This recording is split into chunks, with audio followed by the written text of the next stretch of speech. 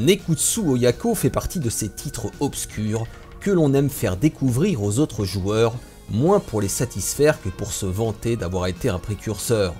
Régulièrement cité parmi les hidden gems de la génération 32 bits, il a longtemps suscité chez moi de la méfiance, tant certains jeux charrient de la mauvaise foi et de la hype non justifiée. Ce beat'em all signé Technosoft semble tout droit sortir d'une faille spatio-temporelle. Édité à l'origine sur PlayStation en 1994, il sera porté sur Saturn un an plus tard, moyennant quelques ajustements. Mais aucune des deux versions n'est sortie en dehors du Japon, en conséquence de quoi il avait été boudé par la presse française et n'avait eu droit à aucun test. Après tout, qui voulait encore jouer à un beat'em all en 1995 et encore plus en 2D? À part quelques ringards. Quoi qu'il en soit, les ringards maintenant c'est nous, et je me réjouis de pouvoir mettre la main sur cette ovni vidéoludique, accompagné pour ce test d'un amateur du genre, Arcade Brain, qui à cette occasion fait son grand retour sur ma chaîne.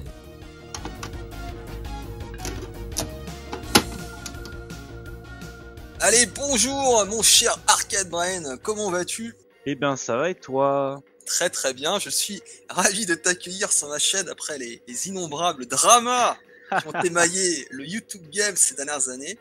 Et donc nous nous retrouvons pour le test de l'obscur Nekutsu Oyako sur Saturn et qui est également disponible sur PS1. D'ailleurs, tu as joué aux deux versions, tu me disais. D'abord, quand j'ai découvert le jeu, parce que c'est un jeu que j'ai découvert sur le tard, je sais pas pour toi, j'ai d'abord joué en émulation et en fait, comme la Sega Saturn était très dure à émuler à ce moment-là, j'ai d'abord joué à la version PlayStation déjà. Et après, bon, sur Saturn. Et là, du coup, pour le test, justement, j'ai voulu rejouer à la version PlayStation pour noter un peu quelques différences entre les deux versions. Évoquons le scénario très rapidement, car oui, il y a un scénario. Donc, une scientifique a été kidnappée par une organisation criminelle dans le but de construire une machine apocalyptique. Et son mari, qui est un ancien lutteur professionnel, oui, c'est possible, leur fille, Rio, et l'assistant de sa femme, Tora, ont entrepris de la sauver. Voilà, donc un synopsis particulièrement original. C'est ça, exactement. Et surtout un personnage, on va dire, principal en dos, qui ne rappelle pas du tout Agar de Final Fight. Exactement. C'est un pur hasard, bien sûr. Pur hasard. Mais on en reviendra parce qu'il y a plein de clins d'œil, justement, je trouve, à Final Fight. Ah, c'est complètement possible, ouais. Bah écoute, intéressant, je ne le savais pas. Du coup, Arcade, je te propose de commencer par le commencement, c'est-à-dire les graphismes. Voilà. Qu'est-ce que tu as pensé, globalement, des graphismes de Nekutsu? Alors, ce qui est compliqué, c'est de juger un jeu 2D à l'époque où c'est sorti, du coup, des consoles 32 bits. Je le trouve quand même globalement plutôt sympa. Il y a des effets qui sont vraiment très intéressants, notamment sur des effets de profondeur ou quoi. Mais quand même, moi, je réserverai un petit mais. J'ai l'impression que des fois, on aurait presque un jeu Super Nintendo++. Je suis peut-être dur un peu avec le jeu, hein, mais voilà. Par contre, il y a de jolies couleurs, très jolies couleurs. Bah, je suis assez d'accord avec toi. Déjà, bon, je dirais qu'il incarne parfaitement la folie créative des Japonais, qui va s'exprimer dans le design loufoque et kitsch, comme tu le disais, des personnages et des environnements. Mais c'est vrai, il a une identité, il a du charme, mais d'un point de vue technique, on peut pas dire qu'il fasse honneur aux capacités de la Saturn, hein, soyons honnêtes. Non, c'est clair. Il a un côté un peu hybride entre les 16 et les 32 bits. Ouais, c'est ça. Il a ce petit côté. Puis voilà, il a un mélange entre du Final Fight par exemple et Burning Fight et du Mutation Nation aussi. Et les couleurs très vives. Hein, Ouais, c'est ça, exactement. Et puis bon, ça se passe à Mega Tokyo exactement, en 2024, hein, faut le dire. Donc en fait, je pense quand il est sorti, c'était déjà ringard un peu à l'époque, parce que voilà, tout le monde était à fond sur la 3D. C'est pour ça, je pense qu'il est passé inaperçu et qu'il est sorti qu'au Japon d'ailleurs. Pour ma part, quand on le découvre quelques années après, je trouve que maintenant il a une certaine saveur sympa quand même. Bah oui, c'est aussi ce qui donne son charme, exactement. Alors, juste un exemple, parce que le jeu démarre finalement comme un beat'em all classique. Et puis à partir du stage 2, eh ben là ça part en vrille. On se retrouve à combattre dans le ventre d'une baleine. C'est ça. Puis on enchaîne sur des montagnes russes à pleine vitesse pour atterrir dans une grotte. Enfin bon, l'enchaînement est complètement what the fuck. Enfin, je sais pas ce que t'en penses, mais je trouve c'est typiquement ce qui fait qu'il a une valeur ajoutée, parce que pour le reste, sinon, ce serait très classique. Eh ben, je suis d'accord avec toi, ça nous sort des traditionnels ascenseurs qu'on peut prendre dans tous les jeux et tout ça, tout en étant du coup dynamique, parce que c'est pareil, à un moment, on sort de la baleine, on se fait éjecter, on se retrouve sur la baleine, et ce plan-là, je le trouve sympa, hein, en fait, c'est vraiment cool, et c'est vrai qu'effectivement, même sur les montagnes russes et tout, je trouve que c'est des bonnes idées, c'est des très très bonnes idées. Ce que le jeu a de bien aussi, c'est que je trouve que les niveaux sont différents. Je trouve que c'est à noter, c'est bon, évidemment les personnages, il y a une certaine répétition quand même, hein, comme tous les beat'em all de l'époque, mais ouais, il a un certain cachet comme ça. C'est une curiosité un peu finalement. Je te rejoins sur la variété, je te rejoins sur la beauté de certains environnements, même si globalement j'ai noté que les décors étaient souvent assez grossiers, ça manque de finesse et c'est souvent pixelisé. Ça n'en reste pas moins un jeu quand même joli, moi je trouve. Oui, globalement, évidemment. Voilà. En plus de ça, il y a une différence. La version PlayStation va être mieux sur les effets de transparence, par exemple, que la version Saturn. J'ai quand même une préférence pour la version Saturn parce que je trouve qu'au niveau des couleurs, justement, c'est beaucoup plus flamboyant et c'est beaucoup plus beau.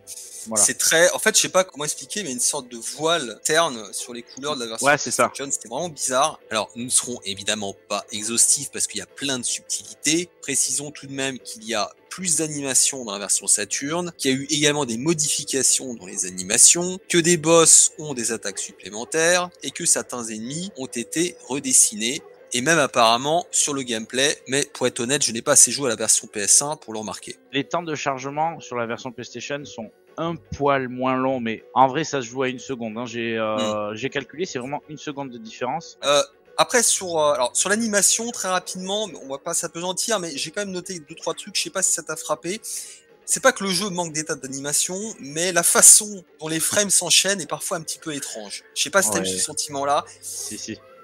L'animation est bizarre, quoi. Des ennemis, quoi, des fois ça paraît raide. En fait, ce qui est assez bizarre avec ce jeu, c'est qu'on a l'impression qu'il est raide tout en ayant un gameplay souple, si on peut dire. Je suis totalement d'accord avec toi. Et du coup, c'est comme s'il manquait des frames et ça manque de fluidité dans les mouvements, voilà. Notamment quand on fait des doubles sauts. Puis je trouve que la physique aussi est bizarre, les sauts. Et j'ai quand même noté qu'il y a pas mal d'éléments destructibles. On peut détruire alors des distributeurs, des voitures, il y a même des murs qui tombent à un moment donné, donc ça c'est plutôt sympa, c'est plutôt bien animé. Le framerate, tu en penses quoi? Parce que moi j'ai trouvé un petit peu tout sautant par moment quand même, alors est-ce que c'est ça. Quand il y a beaucoup d'ennemis j'avais l'impression quand je l'avais sur l'écran vachement plus grand qu'effectivement il y avait un framerate qui était un peu des fois poussif. Voilà. On a des moments où il y a beaucoup d'ennemis où c'est poussif, on sent que c'est un peu poussif. Après c'est pas non plus bloquant, c'est pas non plus choquant, hein. Mais voilà, il faut le noter, il y a énormément de sprites par moment, hein. Il y a des séquences où doivent être 10-12, c'est assez. Oui, puis les sprites sont gros, hein. Les sprites sont plus trop gros, hein. Moi je sais que c'est les personnages, voilà. Juste pour finir sur la partie animation, j'avais également noté que la manière dont les ennemis tremblent quand on les frappe, je trouve que c'était assez bien fait, du coup ça accentue la sensation d'impact. Je trouvais que c'était assez bien reproduit. Je trouve que justement, même avec le son et tout, ça fonctionne. Les impacts, on a vraiment cette sensation de puissance. Donc voilà pour l'animation. Sur la bande son, alors qu'est-ce que t'en penses? Bon, moi déjà je préfère la version Saturn à la PlayStation, ça c'est clair. La musique a été revisitée sur Saturn et du coup le son est beaucoup mieux sur Saturn. Je les trouve plutôt bien en fait, hein. Moi je trouve que ça met vraiment dès le stage 1, ça met en condition. Moi je trouve vraiment les musiques justement très très bien et c'est ce qui fait la force justement de cette version Saturn, hein, clairement. Une bonne ambiance quoi. Ça marche. Moi je trouve qu'il y a vraiment une ambiance dynamique et joyeuse qui s'en dégage. Moi j'ai noté, ça fait très J-pop, très japonais. C'est ça. C'est très positif. Voilà, on n'est pas sur quelque chose de sombre. Exactement, très positif. Et ce qui fait encore une fois qu'on a du mal à prendre le jeu au sérieux, mais dans le bon sens du terme, c'est-à-dire que voilà, c'est un jeu pour passer un bon moment, mais ça fonctionne bien, je trouve. Non, mais c'est une continuité, hein, de toute façon sur le jeu, que ça soit entre les graphiques et la musique. C'est-à-dire que dès qu'on passe au stage 2, on a compris qu'on est dans un truc un peu what the fuck par moment, mais. Alors, la version PS1, elle, faut le savoir, ne pèse que 4 mégaoctets, donc rien du tout, parce qu'en fait, elle n'exploite pas de musique CD. Et du coup, ça se ressent simplement dans la qualité des musiques. On a des musiques quasiment qui auraient pu tourner sur Neo Geo ou peut-être même sur Super NES, hein, je sais pas, mais en tout cas les sonorités ne sont pas les mêmes, elles sont downgradées en quelque sorte, mais ça peut aussi avoir son charme, hein, voilà.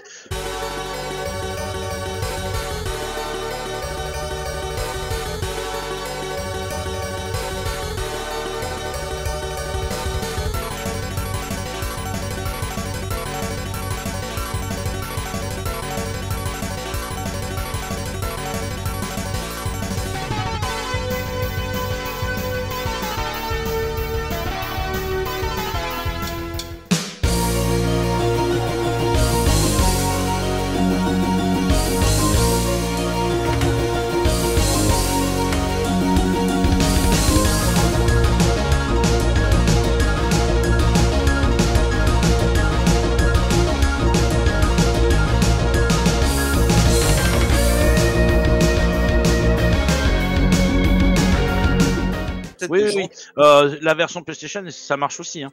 Le marche truc, aussi. c'est que par contre, pour la Saturn, ça a fait partie, d'ailleurs, je sais pas si tu le sais, ça fait partie des Non. rares jeux sur Saturn que les gens ont du mal à graver. C'est pour ça d'ailleurs que tu remarques quand tu cherches le jeu, souvent quand c'est des jeux qui sont un peu onéreux sur Saturn, il y a toujours des mecs qui vendent des versions gravées ou quoi. Et tu remarqueras quand tu cherches ce jeu-là, t'en as pas.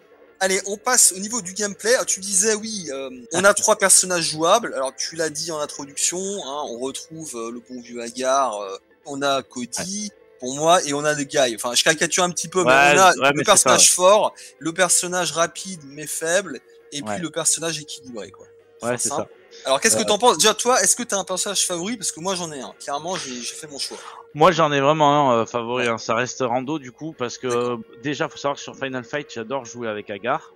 Alors, faut savoir que sur les prises, par exemple, que va faire Rando, on retrouve justement le côté prise différente en ajoutant le saut quand on fait une shop. Ça rend le personnage aussi intéressant. Et puis, mine de rien, Rando reste quand même plus rapide que l'était Hagar, par exemple, dans Final Fight. On peut arriver à jouer en mode dynamique avec. Le personnage est vraiment lent sur la version PlayStation, mais vraiment, vraiment très lent. Là, je le trouve qu'il est beaucoup plus dynamique sur Saturn. Sachant qu'il y a un dash, hein. Il y a un dash. Ouais, voilà, il y a un dash. Et là où j'adore ce jeu, c'est que j'adore jouer avec les 3 personnages quand même. Hein. C'est-à-dire que l'approche est différente sur les 3 persos, et du coup ça rend vraiment le jeu avec une rejouabilité sympa.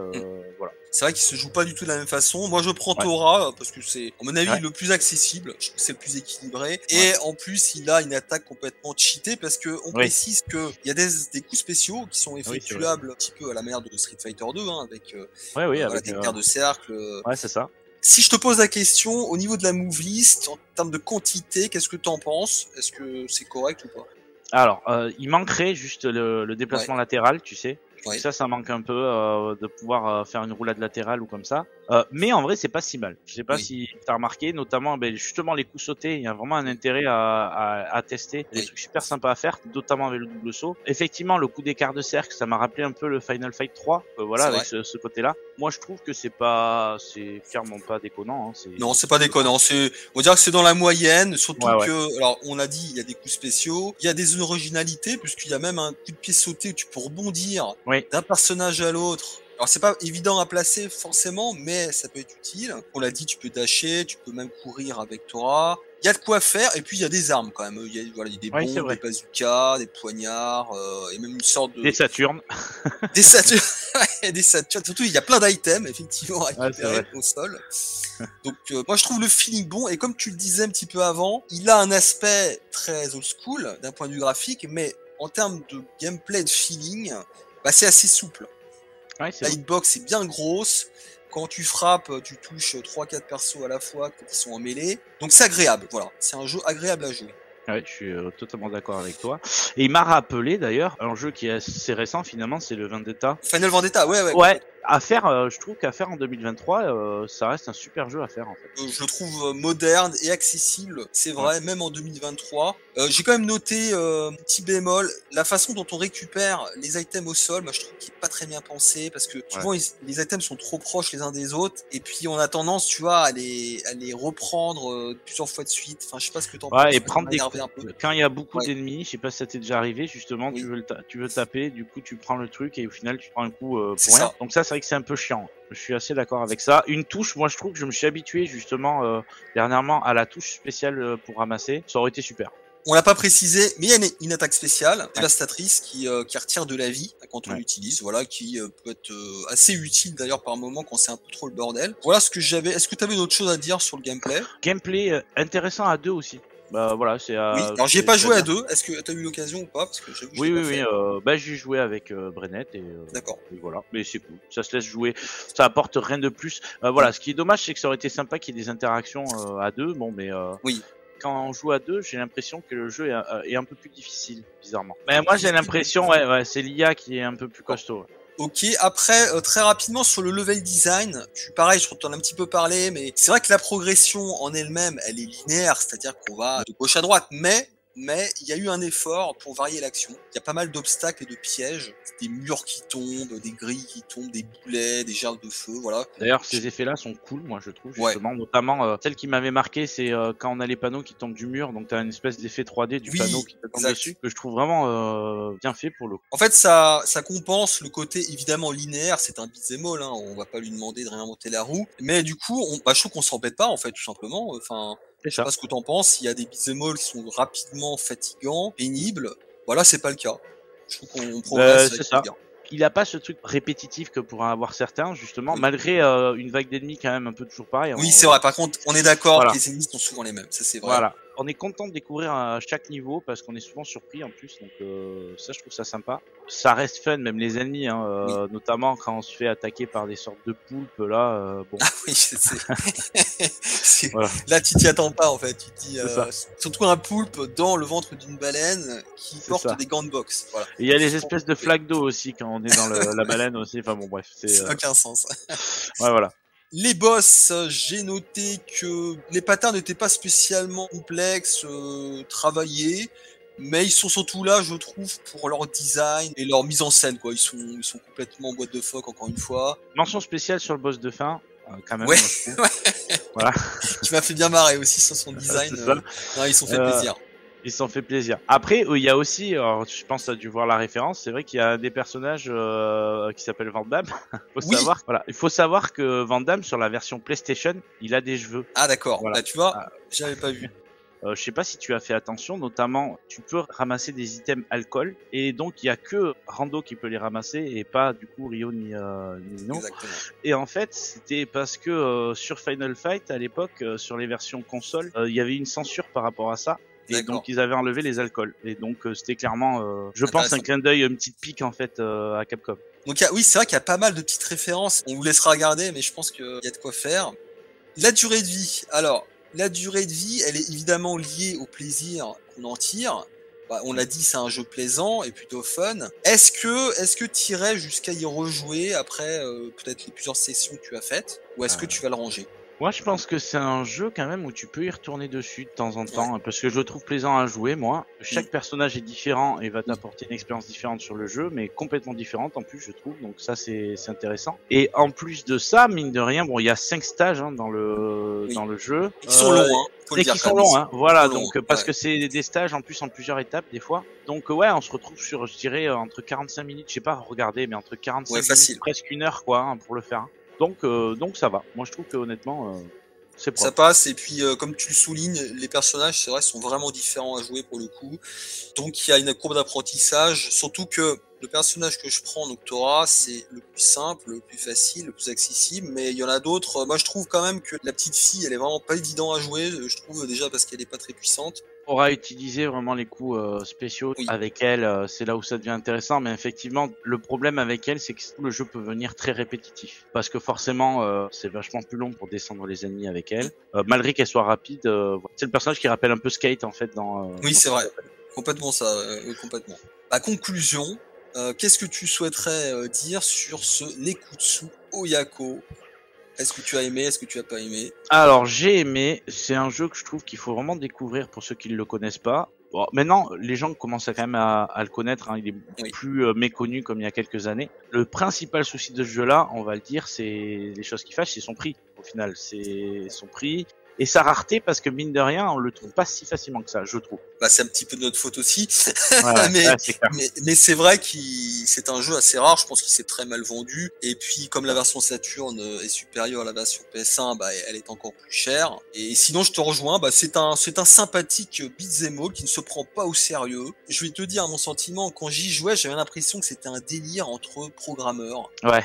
C'était un délire entre programmeurs. Ils se sont dit, allez, on va se faire plaisir, on va faire ce qu'on veut. Et je dirais même que des fois, ils ont bu peut-être un peu trop de saké pour faire le jeu, parce que c'est vrai qu'il y a des moments où c'est ça, mais vraiment après que ça rend le jeu justement fun et ça rend l'intérêt au jeu peut-être. Et c'est là où par contre je serais un petit peu plus sévère que toi, et je rebondis sur ce que tu dis là, c'est que est-ce que finalement c'est pas son principal intérêt, son côté excentrique, sa direction artistique, son ambiance, plus que ses qualités intrinsèques? Peut-être que je suis un peu dur, parce que c'est vrai que le gameplay est quand même bon. À mon avis, s'il avait pas cet enrobage, il passerait vraiment inaperçu, non? Enfin, Ouais, je suis d'accord avec toi. Ce qui rend son intérêt au jeu, c'est qu'on est tous des mordus de ce genre de jeu-là, et que comme on en a plus beaucoup à se mettre sous la dent, on a creusé ce genre de jeu. Du coup, on tombe sur ça reste quand même une pépite, je trouve, ce jeu à sa manière. Mais effectivement, on serait dans une génération où il y a 50 000 beat'em all qui sortent par semaine. Voilà, on y jouerait peut-être même pas joué. Bah, je te rejoins là-dessus, mais c'est pas, encore une fois, c'est pas péjoratif, hein, parce qu'on a bien aimé. Mais il faut pas non plus, à mon avis, le surcoter. Ça reste un jeu sympathique sans plus. Il y a quand même mieux, voilà, il y a quand même mieux comme beat'em all, hein. Guardian Heroes, par exemple. Ouais. Bah écoute, je te remercie Arcade Brain, c'était très intéressant d'avoir ton point de vue sur ce Nekutsu Oyako. Eh ben merci à toi. Et puis on va essayer de moins faire du Santa Barbara. Bah c'est le but aussi, non mais symboliquement c'était aussi invité pour tourner la page, et puis ça me fait vraiment plaisir que tu as accepté. Faut savoir mettre de la cartouche dans sa console, on va dire. Voilà, exactement, c'est une bonne formule. Allez, ciao et à plus. Salut.